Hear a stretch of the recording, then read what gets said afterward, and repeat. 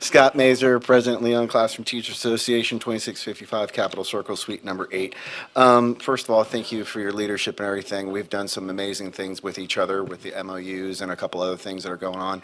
I'm more than happy to talk about some of the transfer day issues that we've been discussing and kind of why it's an MOU at this point, because for us there is some, I guess, timeline things about reappointments and evaluations and transfer and how that all kind of goes together. But we can address that another time.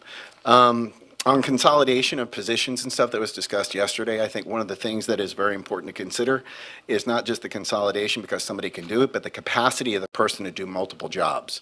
And so that's something to consider as you guys make those decisions. The other piece is the site-based flexibility and leadership standards. So there was a discussion yesterday that it's nice that people can move and find landing spots somewhere else in the district. Through all the leadership training, people leave leadership. They don't leave the job, like the profession. So it's more the culture and climate of a school. And so maybe that's something to look at. If people are leaving a place often in terms of turnover, it might be more of a culture climate issue. Just something to consider as well. The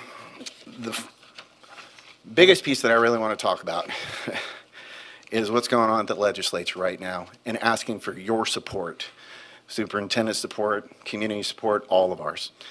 As you know, a lot of decisions are being made, but right now, at best, it's a 1.5% increase in funding for our district next year.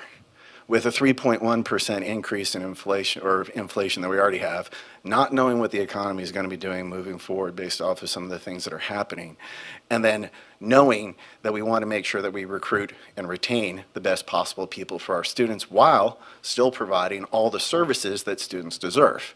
So this is an immense challenge when we know that revenue may be going down.